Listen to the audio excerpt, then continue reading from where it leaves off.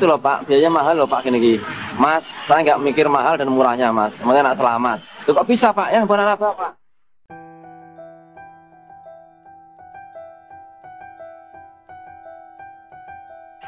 Kasih makan itu.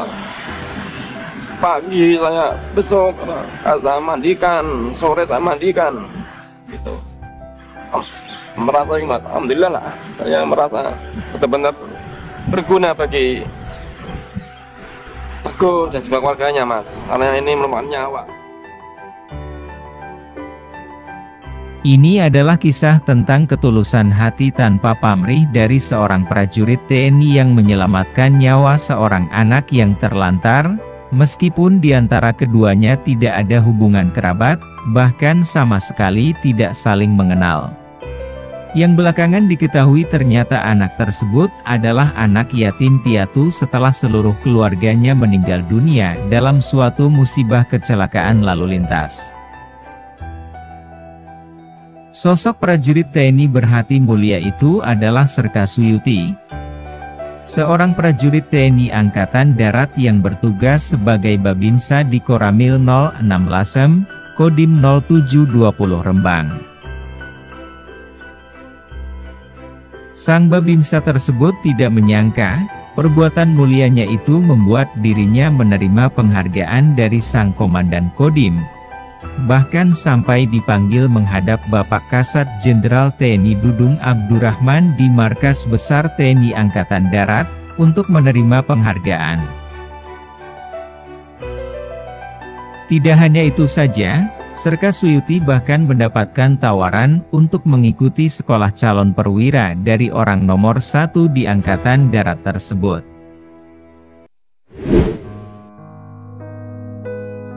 Aksi heroik dan terpuji yang dilakukan oleh Serka Suyuti ini telah banyak diunggah di media sosial, dan mendapatkan beragam komentar positif dari netizen.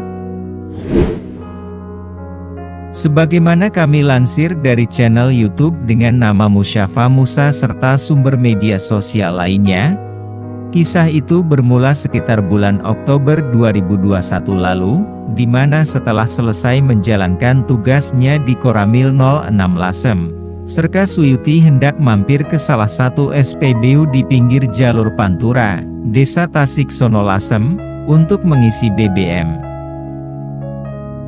Dalam perjalanannya itu, Serka Suyuti melihat seorang anak sedang berjalan kaki sambil menggendong 2 buah tas, dengan posisi di punggung dan dada, serta menjinjing sebuah kantong kresek. Melihat hal itu, Serka Suyuti pun menghentikan kendaraannya dan menanyakan kemana tujuan anak tersebut. Anak itu pun menjawab bahwa dia hendak ziarah ke makam Sunan Bonang. Mengetahui hal itu, Serka Suyuti pun menawarkan bantuan untuk mengantarkannya ke tempat tujuannya tersebut. Beli bensin ke Tasiksono, pom bensin. Di tengah perjalanan Patian, saya lihat anak jalan kaki bawa tas 2, depan sama belakang, terus sama tentengan kresek. Saya tanya, Mas mau kemana? Mau ke ziarah ke makam Bonang. Saya anter. Dalam perjalanan menuju ke makam Sunan Bonang di Desa Bonang Lasem, Serka Suyuti menanyakan asal-muasal anak tersebut bisa sampai ke Bonang. Kepada Serka Suyuti, anak tersebut menjelaskan bahwa sebenarnya dirinya bukan warga asli Bonang. Dia berasal dari Garut dan hendak ke Jember. Anak itu menceritakan bahwa sebenarnya dia adalah santri di salah satu pondok pesantren yang ada di Jember. Namun dia harus kembali ke Garut karena mendapat informasi dari tetangganya bahwa seluruh anggota keluarganya, yakni ayah, ibu dan saudara-saudaranya meninggal dalam musibah kecelakaan lalu lintas.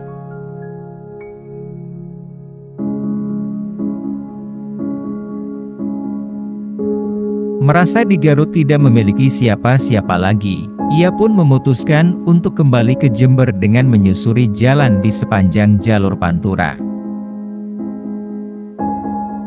Namun saat ini dia bingung, bagaimana dengan kelanjutan pendidikannya di pondok pesantren itu, sebab kini dia hidup sebatang kara. Sementara sang paman tidak bersedia membiayai untuk melanjutkan pendidikannya di pondok pesantren tersebut. Mendengar hal itu, sontak membuat haru dan iba hati sang babinsa tersebut. Dalam perjalanan saya tanya, kenapa kok sampai Bonang? Pak, saya bukan asli Bonang, saya asli Garut. Saya sebenarnya di Jember. Jember dalam apa? Saya di sana pas mondok. Nah, tapi saya nggak tahu Pak ini. Karena saya sudah menikah, punya bapak ibu, nggak punya adik kakak. Loh, kok bisa Kak? Nah gitu. Iya Pak, karena waktu itu saya di Jember dikabari tetangga saya, ternyata saya pulang laka semuanya meninggal semua, termasuk bapak, ibu, mbak dan adiknya. Setelah mereka tiba di makam Sunan Bonang, Serka Suyuti berniat mengajak anak tersebut untuk makan. Namun sang anak menyampaikan kepada Serka Suyuti bahwa dia baru saja makan. Maka Serka Suyuti pun memberikan sejumlah uang kepada anak tersebut untuk bekalnya nanti dalam perjalanan ke Jember, serta menyampaikan jika memang nantinya sang paman benar-benar tidak bersedia untuk membiayainya, Serka Suyuti pun meminta agar anak tersebut segera menghubunginya sembari memberikan nomor teleponnya. Udah makan belum? Sudah Pak. Tak kasih air mineral, tak kasih bekal, ya udah nih kalau udah makan, ini nanti buat beli makan kamu. Udah kamu ziarah saja. Nanti kalau kamu sampai Jember, kebetulan katanya pamanmu tidak mau biayai kamu. Nanti kamu hubungi saya, ini nomor WA saya. Dari percakapan keduanya saat itu, diketahui anak tersebut bernama Teguh Ahmad Bahari. Setelah beberapa saat berbincang-bincang, keduanya pun berpisah di makam Sunan Bonang. Singkat cerita, usai dari Jember, Jawa Timur, Teguh pun memberikan kabar kepada Serka Suyuti bahwa sang paman sudah tidak sanggup membiayai pendidikannya di pondok tersebut, sehingga ia terpaksa harus keluar dari pondok itu dan meninggalkan Jember. Sejak saat itu, setiap malam Teguh pun tidur di sembarang tempat.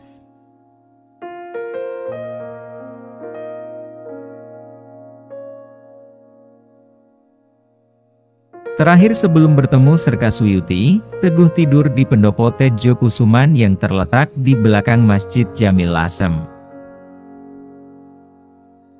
Begitu mendapatkan informasi dari Teguh bahwa dirinya telah berada di Lasem, Serka Suyuti pun segera datang menemuinya. Saat itu Serka Suyuti pun menawarkan kepada Teguh untuk mondok di pondok pesantren di Desa Dadapan Sedan, sebuah pondok pesantren yang juga mengelola destinasi wisata Pagar Pelangi. Dan tawaran tersebut disetujui oleh Teguh.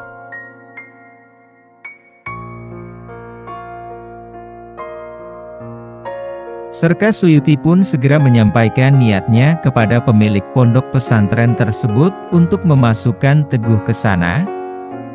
Dan beruntung sang pemilik pondok pesantren itu pun bersedia menerima Teguh untuk mondok di sana. Berkat bantuan dari Serka Suyuti, akhirnya Teguh pun mulai mondok di pondok pesantren tersebut. Kini anak yatim piatu yang terlantar itu telah menemukan setitik harapan dalam hidupnya dan memulai lembaran baru bersama keluarga barunya di sana. Namun cobaan hidup sang anak yatim piatu itu ternyata belum berakhir. Baru berjalan sekitar 3 minggu dirinya berada di pondok pesantren itu, tiba-tiba ia jatuh pingsan. Bahkan saat itu, mereka yang ada di situ mengira dia meninggal dunia, karena pingsan berjam-jam. Teguh pun segera dibawa ke Puskesmas Lasem untuk mendapatkan penanganan medis. Karena melihat kondisi Teguh saat itu membutuhkan penanganan lebih lanjut, maka Teguh pun akhirnya dirujuk ke RSUD Dr. R. Sutrasno Rembang. Kabar tentang Teguh ini pun sampai ke telinga Serka Suyuti. Maka Serka Suyuti pun segera menuju ke rumah sakit tempat di mana Teguh dirujuk.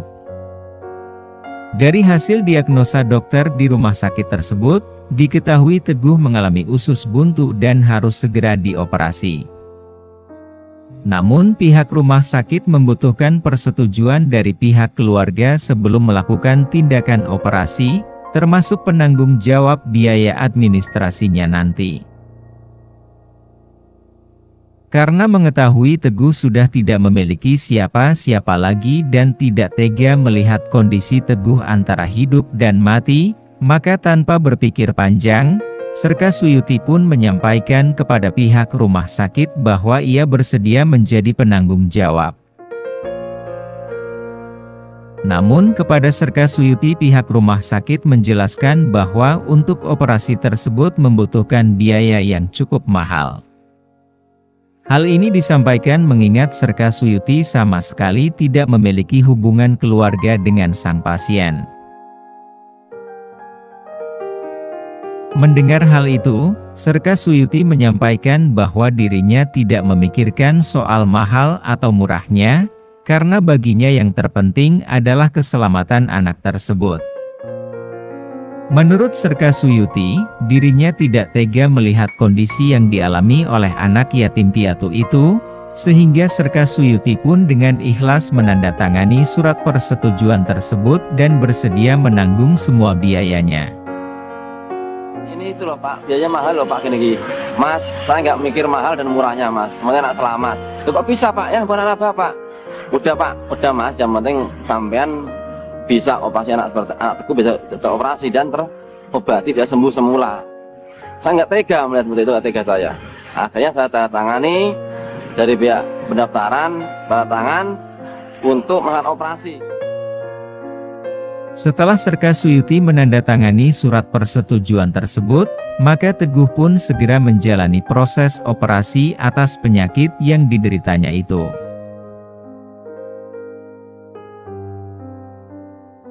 Dan puji syukur kepada Tuhan Yang Maha Esa, proses operasi anak yatim piatu tersebut berjalan dengan lancar. Selama 6 hari menjalani proses perawatan pasca operasi, Serka Suyuti lah yang dengan tulus merawat anak yatim piatu itu selama berada di rumah sakit. Perhatian yang ditunjukkan oleh Serka Suyuti sangat luar biasa, dengan tulus dan ikhlas. Beliau merawat Teguh layaknya anak kandungnya sendiri. Tiap malam saya bangunin, saya kasih makan, itu. Pagi saya besok saya mandikan, sore saya mandikan.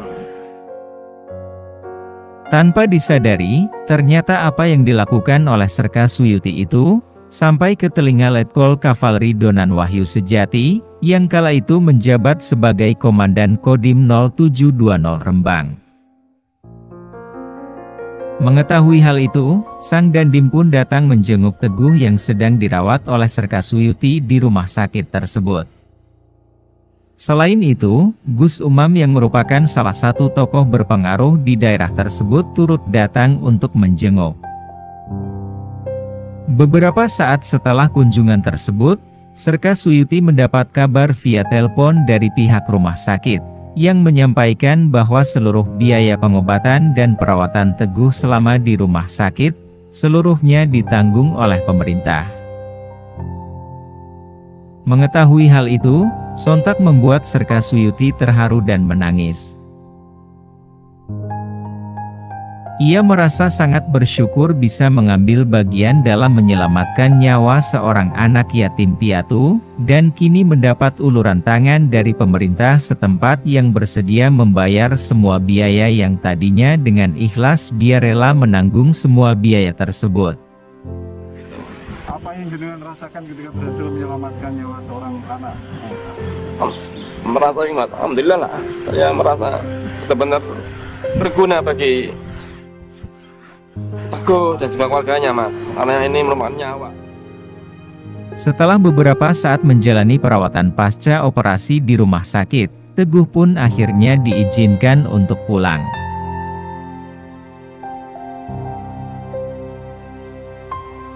Meski demikian, Serka Suyuti yang rumahnya berjarak sekitar 10 km dari pondok pesantren itu, setiap 2 hari sekali bersama sang istri yang kebetulan adalah seorang perawat, datang ke pondok pesantren untuk mengganti perban bekas operasi Teguh. Dan setiap seminggu sekali, Serka Suyuti datang menjemput Teguh untuk melaksanakan kontrol luka operasinya.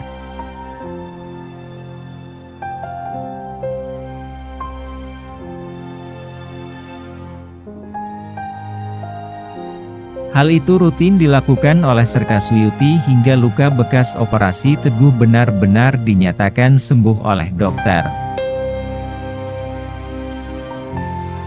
Menurut Serka Suyuti, tindakannya yang ditujukan kepada Teguh, mulai saat pertama bertemu hingga Teguh menjalani masa pemulihan pasca operasi, semua itu mendapatkan dukungan sepenuhnya dari istri dan keluarga besarnya. Atas tindakan mulia dan terpuji yang dilakukannya itu, Serka Suyuti pun tidak menyangka dirinya mendapatkan undangan dari Kepala Staf Angkatan Darat Jenderal TNI Dudung Abdurrahman, untuk datang ke Markas Besar TNI Angkatan Darat di Jakarta.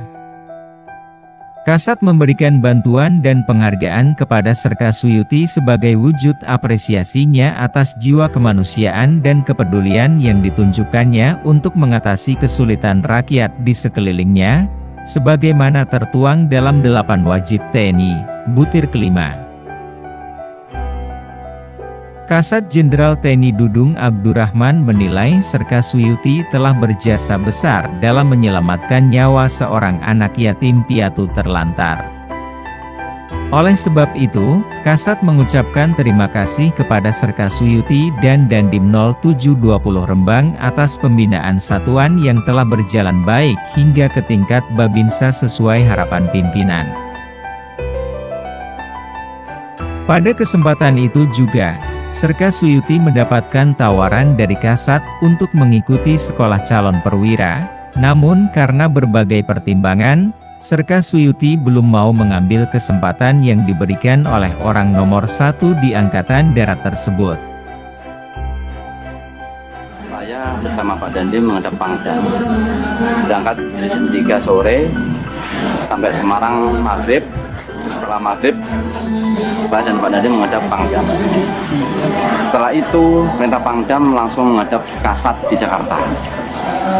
Jadi langsung berangkat ke Jakarta, sampai sana jam 1 malam, istirahat di hotel. Jam setengah 9 merapat ke Mabes TNI. Setengah 11 saya, Pak Dandim menghadap Bapak Kasat, menerima penghargaan, bisa berprestasi, menolong terlantar. Kemarin sempat Kasat itu untuk sekolah lagi perwira. Ya, tapi saya masih pikir-pikir dulu karena ini kan dengan keluarga. Dan saya pun masih serka, jadi belum waktunya sebenarnya. Selain menerima penghargaan dari Kasat Jenderal TNI Dudung Abdurrahman, Serka Suyuti pun menerima penghargaan dari Komandan Kodim 0720 Rembang atas tindakan mulianya itu.